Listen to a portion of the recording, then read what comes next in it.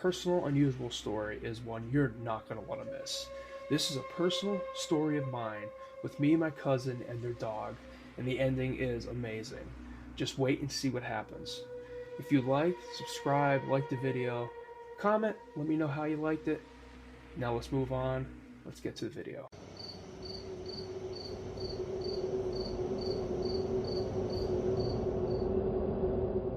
When I was a kid, I would always go at my grandmother's house. I'd go hang out with my uncle, we'd go play mini golf, I'd hang out with my cousins, my grandfather. We'd always do something, always when I was up there. And this particular night, and this was during the summer, mind you, it was a full moon outside, everything was lit up. Me and my cousin was playing games in his room, just chilling, hanging out. And it was around 2:30, 2:45 a.m. And we decided all of a sudden to get up and go for a walk. And we're thinking to ourselves, let's go and get on a walk. You know, we were feeling good. We wanted to get out a little bit. We were playing games all day. We woke up late that day. So we were already full of energy. You know, at 3 a.m., we've only been up for maybe 11, 12 hours. We go downstairs quietly. We don't want to wake anyone up, of course. We go and get the dog because we had to bring the dog.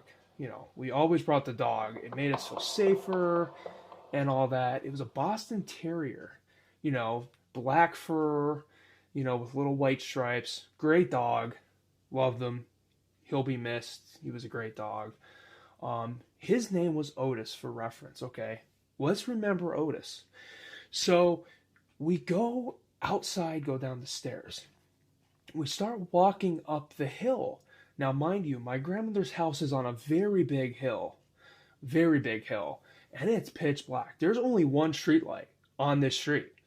As you get up to the top of that hill, you can see off in the distance, past the houses, it was all tree line, all woods, pitch black. There's absolutely nothing past that area. So as we're walking up the hill and we got the dog with us, we make a left. There's a street up the cemetery. Mind you, this street is a one-way. And all around it, there's only one house on the left. It's a gravel dirt path. And that road path goes straight up to the cemetery. And you can also get into the mountain that way. It's all tree line on the right side, two houses on the left. But past that, all you see is the cemetery in the woods. So we start continually to walk towards the cemetery, mind you, with the dog, and we hear something. We don't know what it is. We don't know where it's coming from, but we know it's there. And we know it's trying to startle us because the dog started moving, started making some noises. As we continue to walk up the cemetery, we're like, it's very eerily quiet. Mind you, it's 3 a.m. now at this point. So we're going up, and it's 3 a.m., full moon in the sky. Everything's eerie, everything's ominous, okay? We're going up, we get up to the cemetery on the left, and you can see the full moon glistening over the cemetery, over all the stones, the gravestones. And we're looking in there, and we decide to walk in there, just looking around. And we notice something dark and strange off in the distance. Now keep in mind, this is a true story. Everything I'm telling you is true.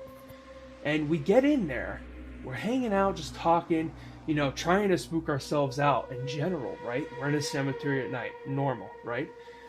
So we're in there, we're walking around, and then the dog acts up again. And we're not sure necessarily why. Other than the weird sounds and the potential of us actually seeing something in the distance. We didn't know if it was our minds or if it was actually there. We had no idea. So we end up getting spooked even more. So we end up leaving the cemetery. We start going down the hill again. That road that I was talking about before we walked up, it's about half a mile of road. And there's this old shack. It was a TNT shack for mines way back in the day. There's this old shack on the side of the road. And we're walking past it and we look in because there's a little hole that must have been ripped out or something. We're not sure exactly.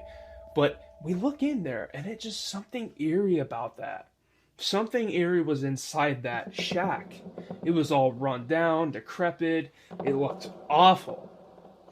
As we're going down that hill, we get spooked because something jumps out of the woods on the right side as you're coming up. And like I said, the woods are on the right side and the cemetery is on the left. And we just start running. We run as fast as we can. We get about 1/8 of a mile down the hill and we're like, where's Otis? Where is the dog? And the dog is not seen, not heard, nothing. We don't know where it went. We don't know where Otis went.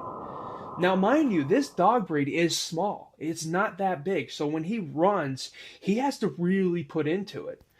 So as the dog's coming down the hill, we look back up the hill and we see this figure standing there in the distance.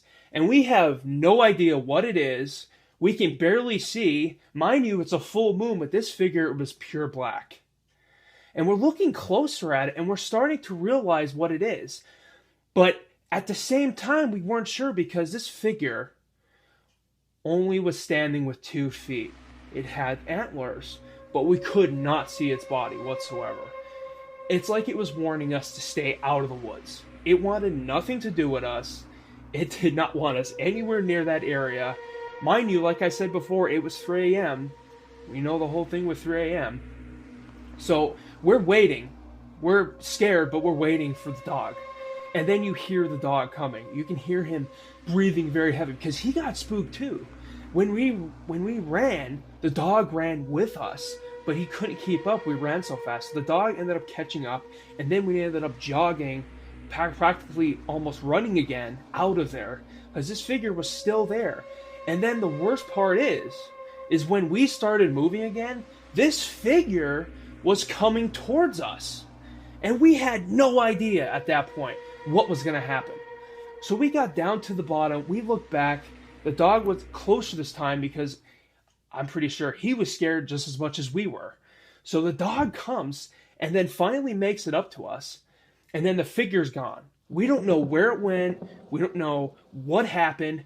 But at least the dog made it out too with us because we were scared something was going to happen. So we look back again and seeing if the figure was there. We hear nothing. It is quiet. There is nothing around. We're at the top of the street where that one street light is, off into the woods behind us and off into the right, in the right part of the woods at the beginning of that trail. That's that street that goes up to the cemetery. We're looking up there still. There's nothing. We start walking down, constantly keeping our heads back, staring up into the woods past that street light. That was our only light at the time, mind you. So we're freaked. We're spooked. We have chills going up our arms. We have no idea what happened. Our hearts are racing. We have no clue what it was. It would look like a deer, but it wasn't. It was some hybrid creature potentially, but we're not really sure. And even if it was a deer, the way it just ominously stood there and shown its presence to maybe back us out was very eerie. And how we just happened to start running as this thing jumps out next to us and just misses us. We were petrified. We had no idea. We were absolutely terrified. And when we got back down, we got in that house so quickly.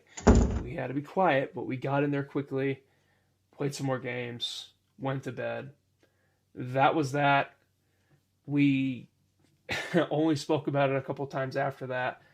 And yeah, that's that story. And I can't tell you, that creature that we encountered that night, pretty sure still haunts us to this day. Thank you all for watching. I hope you all have a great day, great night, wherever you are. Don't forget to like, subscribe, comment on the video, let me know what you thought, and please share it with your friends and family. I'd love to get the support out there, really get this channel growing, going all in. Thank you all. Have a great day.